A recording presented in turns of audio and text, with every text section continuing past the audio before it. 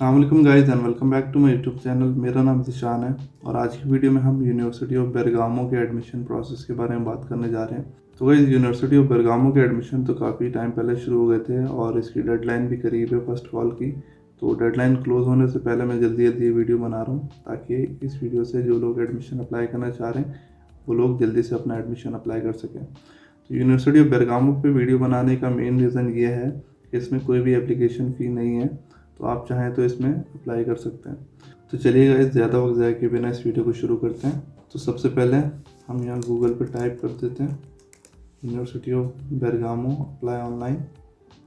तो इनकी ये वेबसाइट आ जाएगी इस तरीके से। तो आपने यहाँ पे अप्लाई ऑनलाइन पे क्लिक करना है। उसके बाद ये इनकी वेबसाइट पे आ जाएगा। तो सबसे पहले प्रोग्राम चेक करते हैं, फाइंड प्रोग्राम पे आएंगे आप। और यहाँ पे एक चीज़ आपको बता दूँ, यूनिवर्सिटी ऑफ बेरगामो सिर्फ मास्टर्स के प्रोग्राम ऑफ़र कर रही है, जिसमें से 10 प्रोग्राम्स इंग्लिश के अंदर है। तो 10 के अलावा जो 13 प्रोग्राम इटालियन में, बाकी 2 जो हैं वो कंबाइंड है।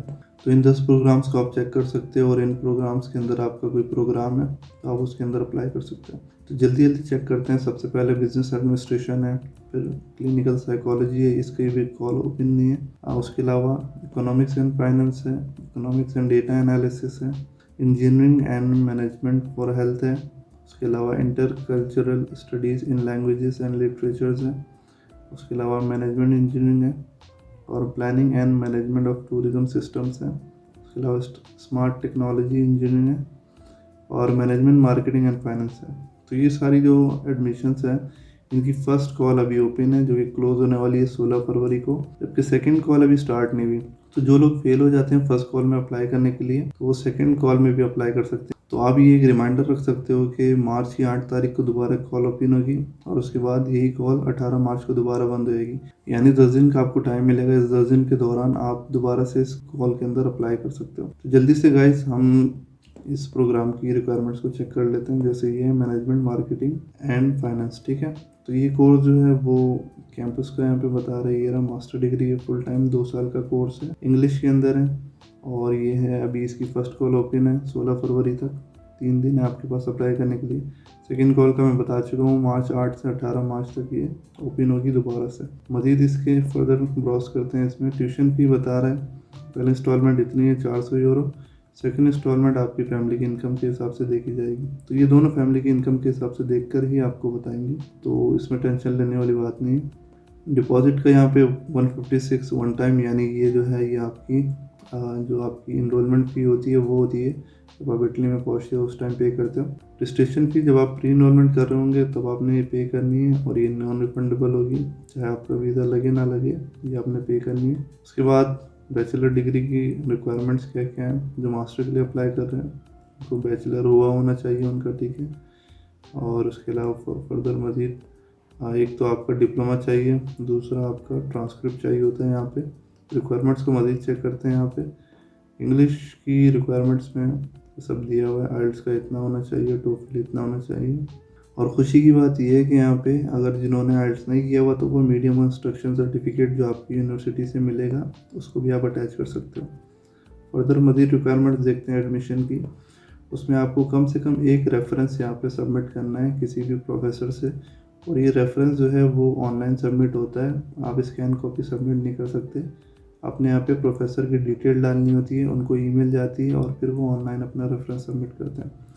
फर्दर ये चीज़ें आगे देखेंगे एडमिशन में। उसके अलावा जो कंपलसरी डॉक्यूमेंट्स है प्री इवैल्यूएशन के लिए, उसके अंदर आपकी बैचलर की जो डिग्री है वो आती है, उसके अलावा बैचलर की जो ट्रांसक्रिप्ट है वो आती है।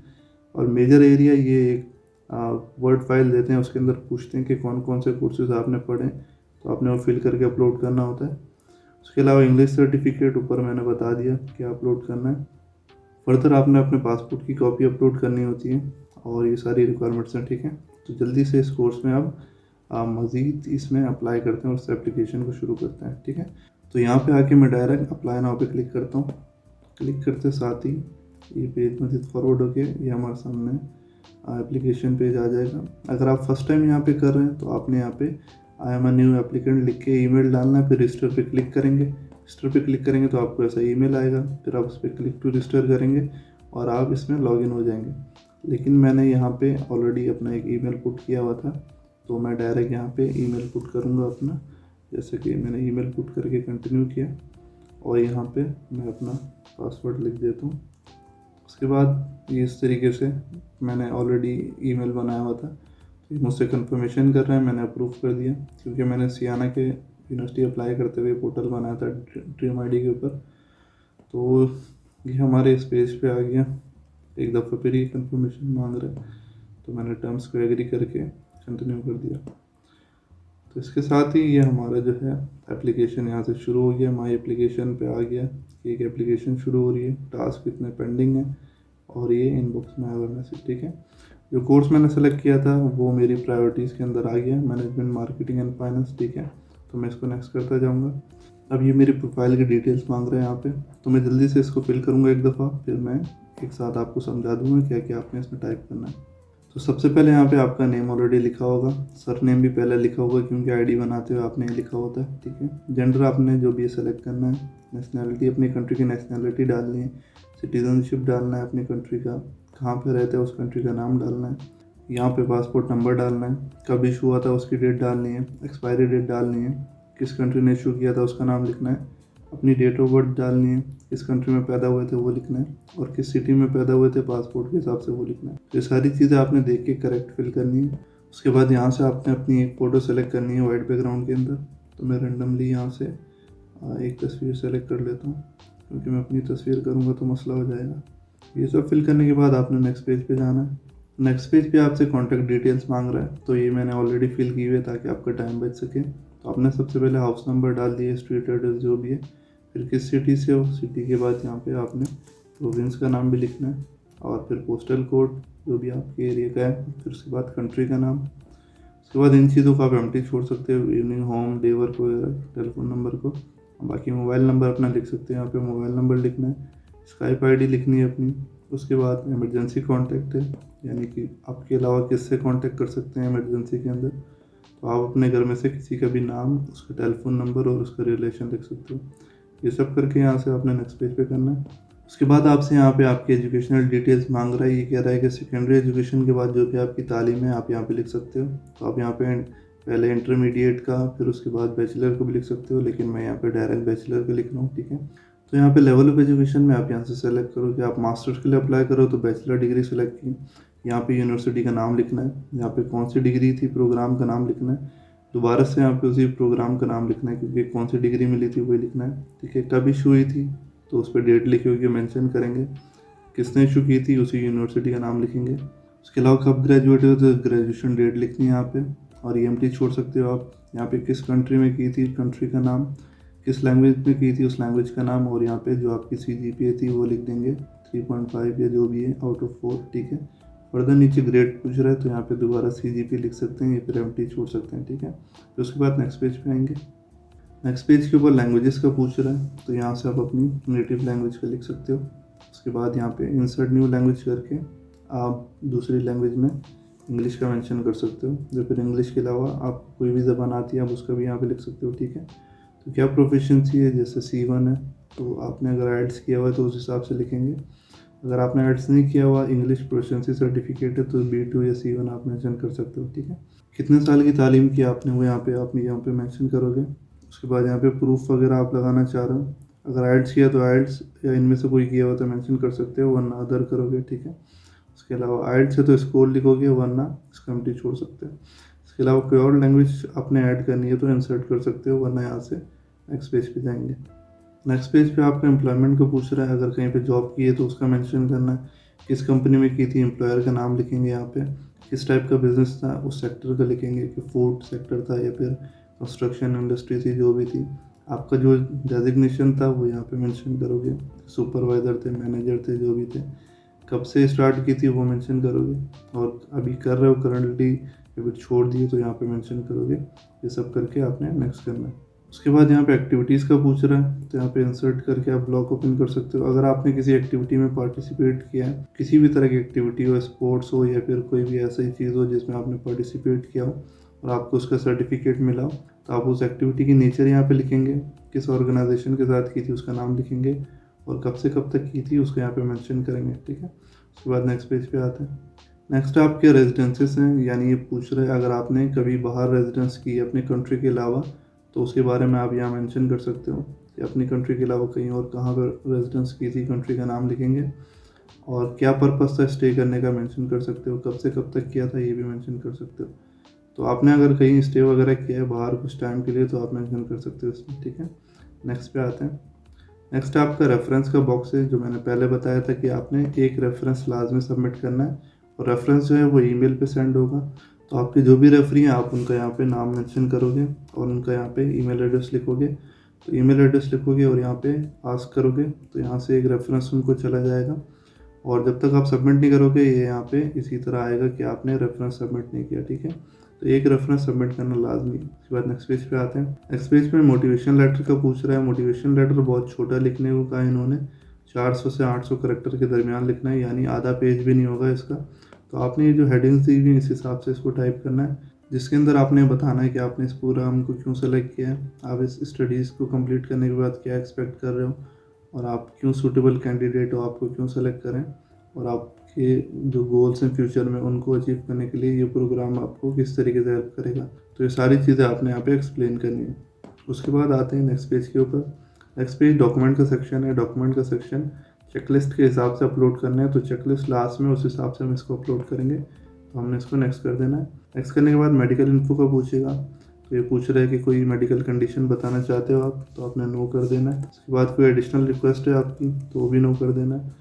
और कैसे पता चला आपको, यूनिवर्सिटी वेबसाइट आपने टाइप करके नेक्स्ट कर देना है। नेक्स्ट आपके पास चेकलिस्ट है। चेकलिस्ट में ये तमाम चीज़ें मांग रहा है जो भी रिक्वायर्ड है, ठीक है, इस कोर्स के हवाले से। तो सबसे पहले आपने लैंग्वेज प्रोफिशिएंसी सर्टिफिकेट अपलोड करना है, आपका जो भी है, आपके पास आइल्स वगैरह जो भी आपने अपलोड करना है। यहाँ पे क्लिक करेंगे, क्लिक करके यहाँ पे ये इस पेज पे आ जाएगा, तो यहाँ से सर्टिफिकेट अपलोड करते जाएंगे आप, ठीक है। तो जैसे ही आप डॉक्यूमेंट को अपलोड करते जाएंगे वो यहाँ पे नीचे अपलोड होता रहेगा, ठीक है।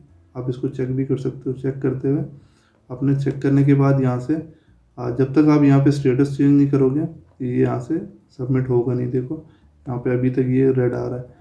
तो आपने यहाँ पे इस डॉक्यूमेंट को अपलोड कर दिया था। नीचे डॉक्यूमेंट अपलोड करने के बाद यहाँ से स्टेटस को चेंज करना लाजमी है कि आई हैव अटैच्ड मीडियम और इंस्ट्रक्शन सर्टिफिकेट या आइल सर्टिफिकेट अगर आपका था तो आप ये लिख सकते हो कि सफिशिएंट प्रूफ दे दिया। तो ये सारी चीज़ आपने फिल करनी है। फिल करते साथ ही स्टेटस चेंज आएगा, ठीक है। तो ये जब जैसे ही आएगा टिक आ जाएगा यहाँ पे। सेकंड चीज़ ये डॉक्यूमेंट फॉर्मेलिटीज़, तो इसको आपने ऐसे ही छोड़ना। I have understood the requirements and will fulfil them as soon as possible, ठीक है। इसको ऐसे ही छोड़ देंगे आप, क्योंकि यहाँ पे पूछ रहा है कि आपने आपकी जो एंट्री क्वालिफिकेशन के डॉक्यूमेंट्स जो है आपकी डिग्री वगैरह ये आपने फाइनली यूनिवर्सिटी लेके जानी है। तो अभी वीज़ा अप्लाई नहीं किया तो आप अभी कैसे जाओगे यूनिवर्सिटी, तो आप इस पर टिक नहीं करोगे, इसी पे करोगे और इसको ऐसे ही छोड़ दोगे। उसके बाद नेक्स्ट रिक्वायरमेंट आईडी डॉक्यूमेंट और पासपोर्ट की है। तो यहाँ पे आपको आईडी डॉक्यूमेंट या फिर पासपोर्ट आप अपलोड कर सकते हो, ठीक है। तो यहाँ पे आपने इस तरीके से अगर आईडी डॉक्यूमेंट चाह रहे हो तो वो कर सकते हो, अगर आप चाह रहे हो कि पासपोर्ट करूँ तो पासपोर्ट भी अपलोड कर सकते हो, ठीक है। तो यहाँ पे आई हैव अटैच करके इसको हम क्लोज कर देंगे। तो यहाँ पे मैंने कहा था आईडी डॉक्यूमेंट पासपोर्ट दोनों अपलोड कर सकते हैं, क्योंकि यहाँ पे ये आपसे रिक्वायर्ड कर रहा था। अगर आईडी करना चाह रहे हो तो वो आपकी मर्ज़ी है, पासपोर्ट चाह रहे हो तो वो कर सकते हो, लेकिन यहाँ पे सिर्फ पासपोर्ट का बोल रहा है, ठीक है। तो ऊपर आप चाहो तो आईडी डॉक्यूमेंट भी कर सकते हो, अगर आप चाह रहे हो ऊपर पासपोर्ट करो, नीचे नीचे भी दोबारा पासपोर्ट करो तो आप ये भी कर सकते हो, ठीक है। तो आपने यहाँ पे दोबारा से अपना जो है पासपोर्ट यहाँ पे अपलोड करना है। अपलोड करके यहाँ पे मार्क करके फिर स्टेटस चेंज होगा तो आपने इसको कैंसिल करना है, ठीक है। इसके बाद सीवी का पूछ रहा है, तो सीवी इसी तरीके से अपलोड करेंगे। सीवी अपलोड करने के बाद I have uploaded my CV और फिर इसको कैंसिल कर दिया, ठीक है। इसी तरीके से अब यहाँ पे एक चीज़ आ गई कि भाई मेजर कोर्सेज की जो डिस्क्रिप्शन है, जो आपका मेजर एरिया है उसके बारे में बताओ, ठीक है। तो ये यहाँ पे कह रहा है कि भाई आपका जो इस कोर्स में अप्लाई करना चाह रहे हो तो प्रीवियसली आपने जो जो कोर्सेज अटेंड किए हैं, ठीक है, उसके बारे में पूछ रहे हैं कि कौन कौन से किए। तो एक फॉर्म आपको डाउनलोड करके फिल करने को कह रहा है। तो ये कह रहा है please download the form. Form पे आप ले जाओगे माउस तो यहाँ पे फॉर्म डाउनलोड करने का कहेगा। तो क्लिक करते साथ ही ये आपके सामने इस तरीके से ये आपसे कुछ वेरिफिकेशन मांगेगा फॉर्म डाउनलोड करने से पहले कि भाई आप इंसान के बच्चे हो भी ये फिर आप कोई रोबोट हो। तो यहाँ से वेरिफिकेशन करके फॉर्म डाउनलोड कर लेते हैं पहले, फिर मैं आपको दिखा देता हूँ किस तरीके का फॉर्म होता है। तो ये फॉर्म मैं आपके सामने खोलने जा रहा हूँ, मैं आपको दिखा देता हूँ इस फॉर्म में क्या रिक्वायरमेंट्स हैं। फॉर्म के अंदर इस तरीके से ये कह रहा है कि भाई इस फॉर्म को फिल करना लाजमी है और अपने प्रोग्राम को देख के फिल करना है कि आपका ये प्रोग्राम है या नहीं है, ठीक है। तो ये सारी चीज़ें आपने फिल करनी है। सबसे पहले यहाँ पे अपना नेम लिखोगे, फिर ईमेल एड्रेस, फिर यहाँ पे स्काइप का एड्रेस, उसके अलावा प्रोग्राम चेक कर लो अच्छी तरीके से। अब यहाँ पे बोल रहा है कि हर कोर्स के हिसाब से यहाँ पे रिक्वायरमेंट होगी, उस हिसाब से फिल करना होगा, ठीक है। तो मेजर एरियाज स्टडी का पूछ रहा है क्योंकि ये कोर्स जो है मैनेजमेंट, मार्केटिंग और फाइनेंस का, तो इस लिहाज से इन्होंने यहाँ पे कुछ मेजर एरियाज का पूछ रहा है कि कौन कौन से कोर्सेज आपने पढ़े हुए हैं। सबसे पहले स्टैटिस्टिक्स के कौन से कोर्सेज पढ़े हुए हैं, आप अपनी ट्रांसक्रिप्ट के अंदर देख सकते हैं कौन कौन से कोर्सेज पढ़े हैं, तो आप वो यहाँ पे टाइप कर सकते हैं। उसके अलावा कितने आपके क्रेडिट आवर्स बनते थे वो लिखेंगे। हाथ में कितने साल की स्टडी थी, 4 साल का बैचलर था तो 4 ईयर लिख सकते हो। उसके अलावा कितने घंटों का सेमेस्टर था वो मेंशन करोगे हर कोर्स का, और ये साइड M3 छोड़ देनी है, ये जो इनका बोर्ड है ये खुद फिल करेगा। तो यहाँ से यहाँ तक ये आपने फिल करना है। स्टैटिस्टिक्स के कोर्स लिख दिए, मैनेजमेंट मार्केटिंग के और बिजनेस के कोर्स लिख दिए, फाइनेंशियल मार्केट्स के कोर्स लिख दिए, ये सब फिल कर लिया आपने, ठीक है। उसके बाद यहाँ पे आ जाते हैं। मज़ीद ये आपसे कह रहा है कि आपने कोई ट्रेनिंग, एक्स्ट्रा करिकुलर एक्टिविटीज़ या फिर कहीं पे कोई कोर्सेज, इंटर्नशिप्स वगैरह किए हुए हैं तो उसकी डिस्क्रिप्शन आप लिख सकते हो। अगर कोई इंटर्नशिप की है उसकी डिस्क्रिप्शन लिखोगे, अगर कोई कोर्स किया है उसकी डिस्क्रिप्शन लिखोगे। यहाँ पे डिस्क्रिप्शन लिखोगे, कौन सा ऑर्गेनाइजेशन कर रहा था वो लिखोगे, डेट, वो सर्टिफिकेट कब इशू हुआ वो लिखोगे, और कितने टाइम की वो इंटर्नशिप थी या कोर्स था, आवर्स का, वो मेंशन करोगे। ये चीज़ उसी तरह एम्प्टी छोड़ दोगे, ठीक है। ये सब फिल करने के बाद आप ना इस चीज़ को दोबारा से यहाँ पे अपलोड करनी होती है। मैं दिखा देता हूँ। दोबारा से आप यहाँ पे आओगे, दोबारा से आके इस जगह पे आके आप उसी फाइल को यहाँ से अपलोड करोगे। जैसे कि मैं फॉर एग्जांपल ये यहाँ पे अपलोड कर रहा हूँ, तो मैंने यहाँ पे अपलोड कर दी और मैं इसको यहाँ पे लिख रहा हूँ कि भाई मैंने अपलोड कर दिया। तो उसके बाद एंट्री क्वालिफिकेशन मांग रहा है, यहाँ पे ट्रांसक्रिप्ट मांग रहा है। आपने यहाँ पे इसी तरीके से अपनी ट्रांसक्रिप्ट को अपलोड करना है और स्टेटस को चेंज कर देना है, ठीक है। उसके बाद नेक्स्ट लास्ट में आपसे आपका जो एंट्री क्वालिफिकेशन डॉक्यूमेंट, डिप्लोमा जो है, यानी आपकी डिग्री जो है, वो डिग्री यहाँ पे अपलोड करनी है और इसी तरीके से स्टेटस को चेंज करते जाना है। इसके बाद लास्ट में एक चीज़ रह गई स्कॉलरशिप के लिए। ये आपसे पूछ रहा है कि आप स्कॉलरशिप के लिए अप्लाई करना चाहते हो, तो इसमें ऑलरेडी यस लगा होता है, लेकिन स्कॉलरशिप के लिए कुछ डॉक्यूमेंट्स रिक्वायर्ड होते हैं, जिसके अंदर ये आपसे जनरल GRE स्कोर मांग रहा है, जो कि ज़्यादातर स्टूडेंट नहीं करते हैं। लेकिन जिन लोगों के पास GRE का स्कोर मौजूद है वो इस स्कॉलरशिप के लिए अप्लाई कर सकते हैं, तो वो यहाँ पे अपना GRE का डॉक्यूमेंट अपलोड कर सकते हो, ठीक है। अगर आप स्कॉलरशिप के लिए अप्लाई नहीं कर रहे तो आप नो पे भी टिक कर सकते हो। तो इसको क्लोज कर देना, ठीक है। तो अब यहाँ पे चेक कर लेते हैं एक दफ़ा। हमने तमाम डॉक्यूमेंट्स अपलोड कर दिए, सिर्फ इसके क्योंकि ये हमने इटली जाके सबमिट करना होता है। तो ये तमाम डॉक्यूमेंट्स अपलोड कर दिए हमने। तो एक दफ़ा यहाँ पे इसको सेव करके आपने शुरू से अपनी जो एप्लीकेशन है उसको तमाम चीज़ों को शुरू से चेक कर लेना है। चेक करने के बाद एक दफ़ा जब आप मुतमईन हो जाओगे तो उसके बाद यहाँ से सबमिट पे क्लिक करेंगे। सबमिट पे क्लिक करेंगे तो आपकी एप्लीकेशन सक्सेसफुली सबमिट हो चुकी होगी, ठीक है। उसके बाद टास्क के ऊपर आ गए। टास्क हमारे तमाम फिल हो चुके हैं, ठीक है। इसमें सिर्फ एक टास्क हमारा मज़ीद रह गया, वो ये कि हमने जो रेफरेंसेस जो हमने सबमिट नहीं किए थे तो वो रेफरेंस हमारा चला गया होगा प्रोफेसर को, ठीक है। तो वो प्रोफेसर को हमने कांटेक्ट करना है और उनसे कहना है कि हमारा रेफरेंस सबमिट कर दें। तो जैसे ही रेफरेंस सबमिट करेंगे हमें यहाँ पे ईमेल पे भी आ जाएगा कि रेफरेंस सबमिट हो गया, और इनबॉक्स में भी आ जाएगा कि आपका रेफरेंस सबमिट हो गया, ठीक है। और यहाँ पे एप्लीकेशन से अगर हम चेक करें तो ये देखें लिखा हुआ है the application has been submitted, ठीक है, और ये सबमिट हो चुकी है। आप अगर इसको डेडलाइन से पहले अगर कुछ चीज़ एडिट करना चाहते हैं तो एडिट करके दोबारा से रीसबमिट करना है अपने, ठीक है, एम्प्टी नहीं छोड़ना। और अगर एप्लीकेशन में कोई चीज़ चेक करना चाह रहे हैं तो व्यू पे जाके चेक कर सकते हैं। तो वैसे उम्मीद करता हूँ कि यूनिवर्सिटी ऑफ बेरगामो का जो एप्लीकेशन प्रोसेस था वो आप लोग को समझ आ गया होगा और आप लोग को पता चल गया होगा कि क्या क्या रिक्वायरमेंट्स है और किस तरीके से एप्लीकेशन सबमिट करनी है आपने। मैंने बहुत ज़्यादा शॉर्ट नोटिस के ऊपर ये वीडियो बनाई है, आई नो डेडलाइन करीब है, लेकिन मैं उम्मीद करता हूँ कि इस वीडियो से किसी न किसी को फ़ायदा ज़रूर पहुँचेगा। तो गाइस आज की वीडियो में इतना ही, फिर मिलते हैं नेक्स्ट वीडियो में मज़ीद इन्फॉर्मेशन के साथ। तब तक के लिए अल्लाह हाफ़िज़।